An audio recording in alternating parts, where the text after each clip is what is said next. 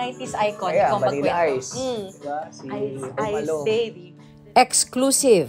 Matapos ang pananahimik, binalikan ni Vong ang mga bagay na pilit na iniiwasan. Parang isa siyang bangungot. Paano nito pinagtibay ang kanilang samahan ng asawang si Tanya? Huwag kang manloloko. Yung dasal talaga, yung faith talaga, yun yung nagpatibay sa akin. At binalikan din ang mga bagay na nagbigay naman sa kanya ng kasiyahan. Tara, take me back to where it all began for Vong Navarro. Come with me, put your hands together, ta-da, let's be happy. You will see tomorrow's brighter, ta-da, let's be happy. Pilipino tayo, kaya lumalaban tayong nakangiti. Matapos ang napakahabang panahon, sa wakas magsasalita na si Vong Navarro. Ano nga ba yung mga bagay na gusto niyang balikan at hindi na balikan sa kanyang buhay? Tara, kausapin natin siya.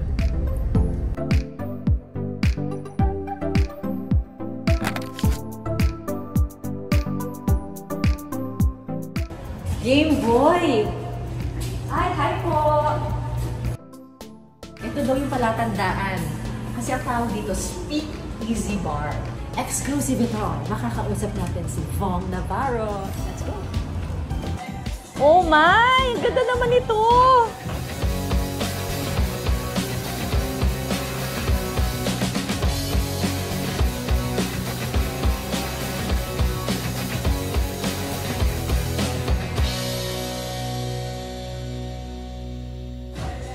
Ang ganda naman ito!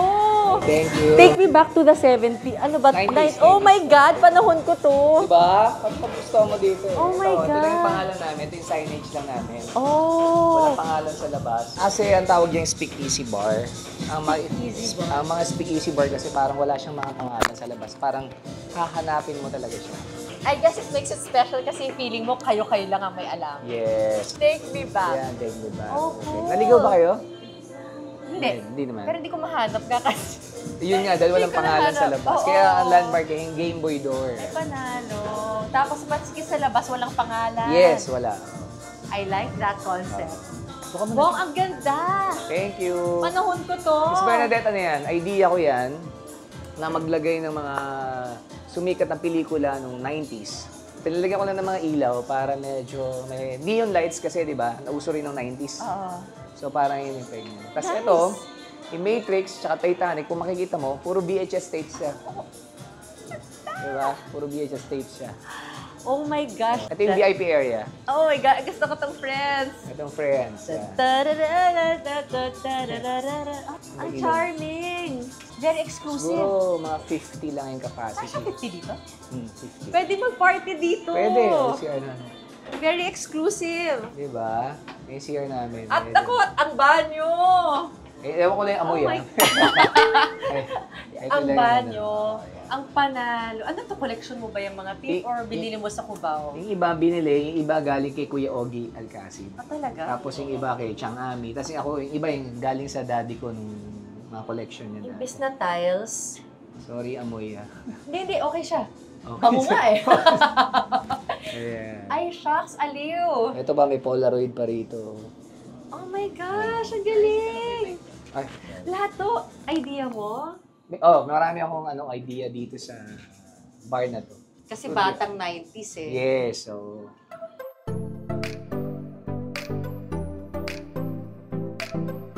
I love it. Gumawa nito, classmate ko ng high school, si Chel.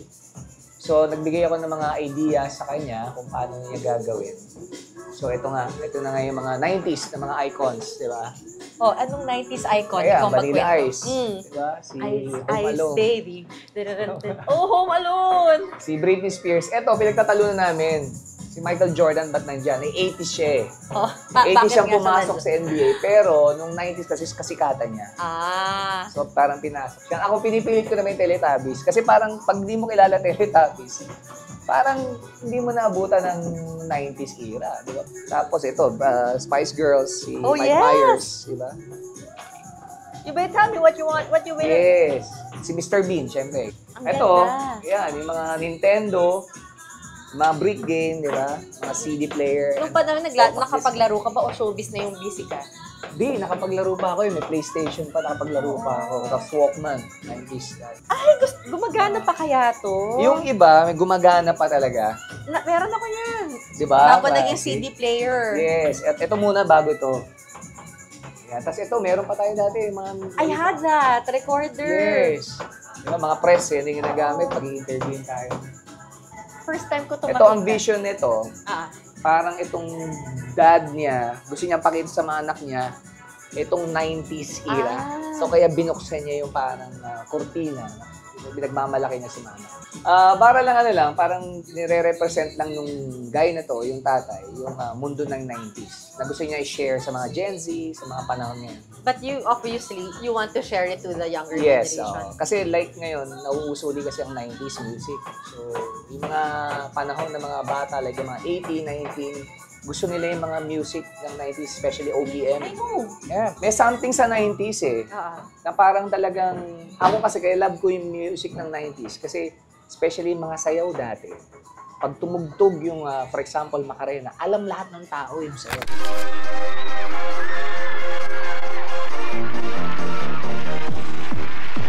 The victim also, you say, I guess you're throwing that draws and brows away. Yung Street Boys mo, paano ka nga ba na-discover? Ang dami nyo kasi. Ikaw mismo, anong kwento Ano mo? yun? Going to 90s, that Street Boys days, nagpa-audition si Direk Chito sa isang discotheque pa dati. So, nung panahon na yun, nakuha ko. Oh. Kasama ko. Mm. Kaya lang, nung nakuha ako, pinatawag ako, pero sa ibang grupo ako napunta. Ah. Oo, ibang grupo pa lang iba-ibang kukuha group sa pala akin. yun. Kasi dalawang Street Boys, tsaka meron pang isang dance group.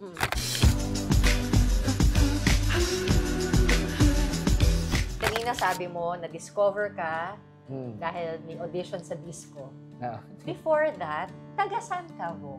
Yung medyo mag-rewind pa tayo Sige, ng slide. take me back tayo. Take me back talaga, oo. Ano ako, tumira ako sa Makati, tumira din ako sa Pasay. Patapos ng third year high school. Mm. So, nung nagpa-audition si Direk Chito, bakasyon na nun. So, pa-fourth year na nga.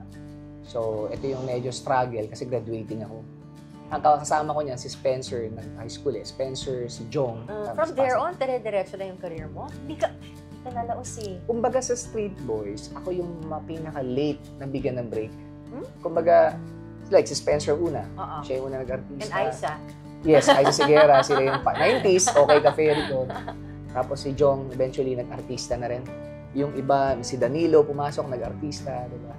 Tapos ako yung huli. Actually, ako pa yung huli na nabigyan ng break na nagkaroon ng audition sa ABS that time, yung Super Laughing Gag Show. Doon ako nag-audition, doon ako nakuha. Tapos, yun na, naging dire-diretso na siya. Komedyante, artista, superhero. Yan. Kahit yung pagkanta na hindi ko na rin dati gusto. Pero dahil si Direk Chito, yung novelty songs, pinasok ko rin. Kasi nga, inang uson that time eh. So, papasok yung Pamela One, parang ganun yung mga ano. So, kaya, until now, yun na, sobrang, si Lord, sobrang blessed tayo. So, kaya visible pa rin tayo sa TV. Totoo yun. Yun yung mga bagay na gusto mong balikan. Ano yung mga ayaw mong balikan? Oh, syempre, yung mga madilim na nakaraan ko. Syempre, ano yan eh, parang isa siyang bangungot. Happy ka ba? Para wag ka mabitin, please like and subscribe to our channel para makagawa pa tayo ng mga inspiring at nakakahaping mga content. And don't forget to click on that alert button. Now na, maraming salamat! Be happy! Hindi ka nga nagsalita eh. Parang ngayon ko lang ikaw narinig. Alam mo, dati pa kita kinakamusta. Yeah, tagal na ako may utang sa'yo. Napakatagal na nito. Pero, because it was traumatic for you, right? Yes. Kasi number one, ayoko na rin kasing balikan din. Yung mga nakaraan na yun. Ako, ang ginagawa ko na lang, dadasal lang ako kasi wala namang, siya talaga ang pinakamalakas. Yung faith natin. Yun na yung pinanlaban ko nung nandun ako sa madilim na pinanggalingan ko. Walang iba. Siyempre, andyan yung mga inspirasyon mo sa buhay. Yung asawa ko, mga anak ko, mga kaibigan, pamilya ko. Yung mga naniniwala sa akin. So, pero yung dasal talaga, yung faith talaga, yun yung nagpatibay sa akin. Anong lesson sa buhay mo naman from that one? Maging stick to one ka. Yun lang yung lesson talaga dun. Huwag ka manloloko. Yun lang yun. Sige, so si Tanya at saka ikaw sobrang magkamukha. Paano kayo nagkakilala? Nagkakilala kami sa movie na may Only You. Pelikula namin doon. Mas Direcado. Anong year kayo nagkakilala at anong year kayo kinasal? Actually, kinasal kami September 4th. Kung kailan, ano yung anniversary namin? 2019. Ano siyang klaseng asawa? Ano siya ideal talaga siya kasi bukod sa magaling magluto, masarap magluto, magaling makisama sa mga magulang. Sa parents ko, special parents ko, sa mga anak ko. Ang galing yan. Kasi dalawang anak ko, magkaiba yung nanay. Tapos, itahan niya kasi ang galing din makisama. Siyempre, darating sa point na dadalawin sila ng mga nanay nila. Tapos, sabi ni si Tanya, nag-uusap sila. So, pagdadating ako, awkward ako. Kasama sa feeling ko, ay! Parang ganun. Parang out ka pa. Oo, parang ako yung nailang. He is a wonderful person. Sobra. Wonder Woman nga. Napaka-strong. Para malagpasan niya lahat. Napaka-strong. Niligyan mo na ba ng helmet? Binigyan ko ng helmet, nilagyan ko ng face shield, lahat. Mask para, PPE nga, nilagyan ko na rin. So, binago ka ng pagmamahal sa'yo ni Tanya. Oo. Anong gusto mong sabihin sa kanya? Mahal. Salamat. Sa hindi pagbitaw at hindi ka sumuko sa pagmamahalan natin. Sa dami natin pinagdaanan sa buhay. As in roller coaster ride. Nandiyan ka lagi sa tabi. At ngayon, kumusta ka na ngayon? Oo. How's your life? Sobrang saya, especially itong 2025. Kasi, in fairness, grabe si Lord eh. Parang binigyan niya ako ng pagsubok ng 2022. Kumbaga, after that, ito naman yung mga blessings na ibibigay niya sa'yo. Successful ang showtime. May mga ibang shows na nakabalik ako. Nakapag-show uli ako sa mga province, sa mga saan-saan. Kumbaga, parang ito yung siguro, parang pinagpapasalamat niya siguro din sa akin na hindi ako sumuko sa pagsubok niya. Tapos yung faith ko, mas pinagtibay niya. Nagniwala ako sa kanya. Like, puntahan natin yun. Hindi ko maintindihan yung faith. Ano ka ba before? May faith ako. Well, same. Pero mas lumalim lang after that. After nung nangyari sa akin. Mas lumalim pa. Tapos kanina sinabi mo, itong Take Me Back the Bar, parang gusto mo ipakita sa young generation kung ano yung buhay natin. Pero ngayon, yung young generation, tinitignan yung buhay mo. Ano yung gusto mong ipasa sa kanila? Ako, siguro, ang maganda nang tingnan nila yung mga after ng pagsubok. Ito na ako ngayon. At ito yung tingnan nila. Yung ano yung nangyari. Kasi ayokong sabihin nila na, kailangan ko palang gumawa ka na muna ng kamalian bago ka magbago at mas magandang babalik sa'yo. Hindi ganun. So, tingnan natin yung mas magandang wala ka nang gawin. Kalokohan. Kasi mas maganda yung ibibigay sa'yo, mas marami pa. Di ba? Pasensyahan mo baby, di maawat ang bibig.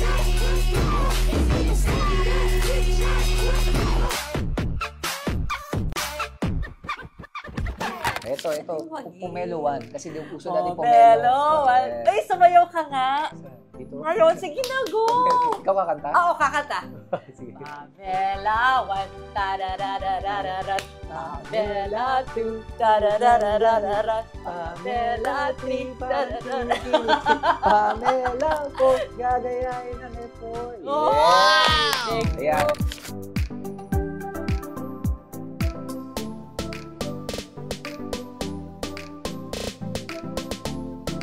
Ang ganda ng baso. Yes. Happy naman. Diba? Baso yan Baso talaga siya. Oo, glass. Pero plastic ang itsura. O, tikman natin ang scramble. 90s rin. 90s. Scramble. Sana magustuhan mo. Ano? Pwede pala yun. Pwede, di ba? Pero hindi ako umiinom. As in, pero masarap. Yan lang, medyo talaga pag... Uy, pero ang happy mag-blow out dito. ah, No kidding. Kung kayo ay batang 90s, ma-appreciate nyo tong bar na to. Promise! Ito, ang number ng Take Me Back. yes, thank you. For reservations, ha? Ito. Ano? Pomelo 1. Ito yung si Sobrang Pomelo. sarap yan. Ito si Pomelo. Isa sa paborito ko. Pomelo 1. Oh my goodness! Masarap! Yan ang paborito ko. Ubusin mo to.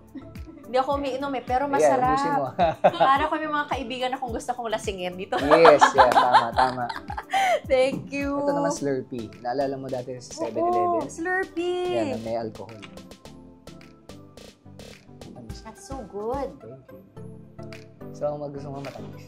Tsaka masarap. At tsaka nakaka-happy. Kaya ako nakaka-happy. Hindi ako umiinom ha, FYI. Yes. Yung mismong flavor ng parang bumabalik ka ng Slurpee days, Yeah, yun. yung pamela, yung scramble, Yes. gusto mo. I think more than the alcohol for me. Parang feeling ko, Binalik ka niya eh. oo, Yung it's the experience ng 90s experience. eh. Yun eh. Yan yung mga nakukuha namin mga comments. Pag pinipilas. Batang 90s. Batang 90s. Galing, good job. And that's Take Me Back with Vong Navarro. Be happy!